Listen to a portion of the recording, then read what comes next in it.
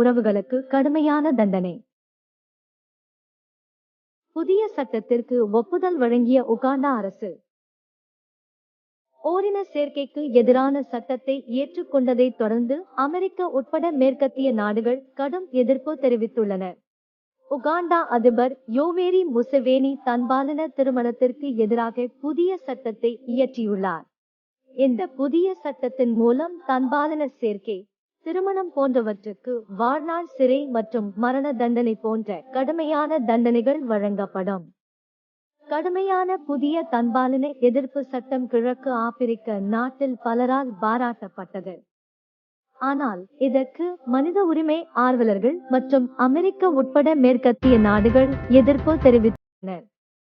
இந்த சட்டப்படி LGBTQ சமூகத்தை சார்ந்தவர் என்று கண்டறிவது தவறு இல்லை.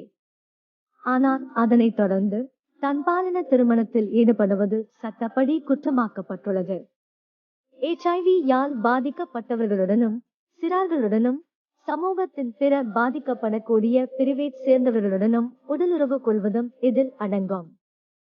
சட்டத்தின்படி தன்பாலின சேர்க்கையில் ஈடுபட முயற்சிக்கும் நபருக்கு 14 ஆண்டுகள் வரை சிறை தண்டனை விதிக்கப்படலாம்.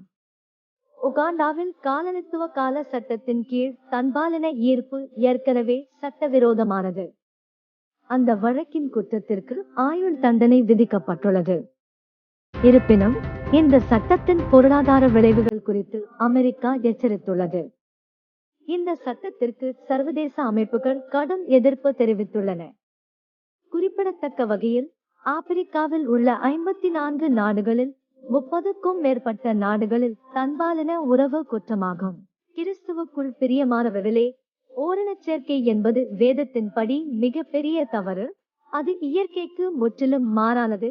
வேதத்தில் ஆதியாகமத்தில் சோதம் குமார காலகட்டத்தில் இருந்தே வேதம் ஓரினச் சேர்க்கையை மிக கடுமையாக எதிர்க்கிறது.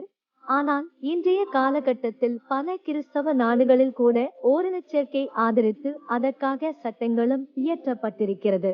குறிப்பாக ஓரினச் சேர்க்கை திருமணத்தை கூட மேலை நாடுகளில் சபைகளில் வைத்து நடத்தி வைத்துள்ளனர். ஆனால் இப்படிப்பட்ட ஒரு கொடிய காலத்திலும் உகாண்டா போன்ற நாடுகளில் இதை சட்டம் போட்டு கடுமையாக எதிர்க்கிறதை பார்க்கும்போது இது வேதத்திற்கு ஆதரவான சட்டமாகவே பார்க்கப்படுகிறது.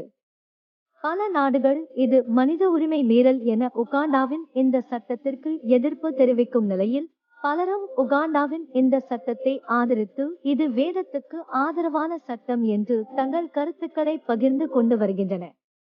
இந்த சட்டம் உலக அளவில் பேச்சு பொருளாக மாறி உள்ளது.